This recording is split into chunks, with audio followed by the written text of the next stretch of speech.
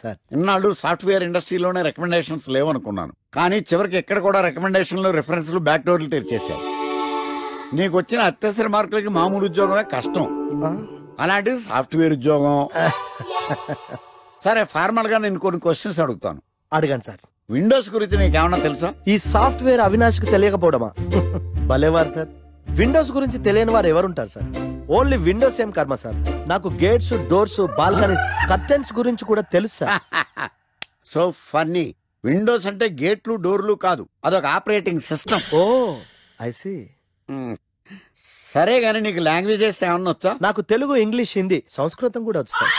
ఒరే కంప్యూటర్ పరిభాషలో లాంగ్వేజెస్ అంటే తెలుగు, హిందీ, ఇంగ్లీష్ కాదురా, సి, C++, జావా.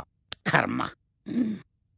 సరే గాని సార్ నిన్న క్వశ్చన్ అడుగుతాను, స్ట్రైట్ గా ఆన్సర్ చేస్తావా? అడగండి సార్. అసలు నువ్వెందుకురా కంప్యూటర్ ఇంజనీర్ అవ్వాలనుకున్నావు? ఎందుకంటారేంటి సార్, ఇందులో ఉన్న ఫెస్టివల్సా? ఓ సారీ, ఫెసిలిటీస్ ఎక్కడున్నాయి sir? What facilities are there? పికప్లు, డ్రాపింగ్లు, పైగా వారానికి 5 వర్కింగ్ డేస్. ఆకలేస్తే పిజ్జాలు, బర్గర్లు, దాహం వేస్తే డైట్ కోక్లు, రెడ్ బుల్, బోర్ కొడితే క్యాఫ్టేరియా, బాగా వర్క్ చేసి అలసిపోతే రీఫ్రెష్ అవ్వడానికి రెస్ట్ రూమ్లు.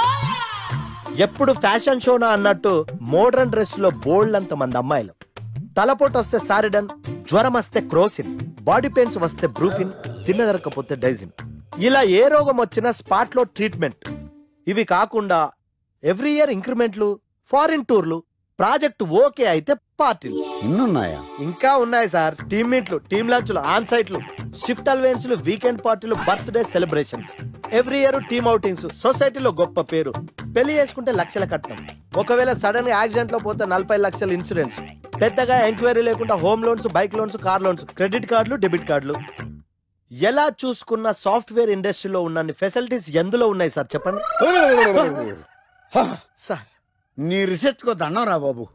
ఈ కాన్సన్ట్రేషన్ చదువు మీద పెట్టుంటే ఎవరి రికమెండేషన్ లేకుండా బిల్ గేట్స్ అంత ఫ్రాడ్ అయ్యి ఉండేవాడు. You are selected sir. Thank you sir.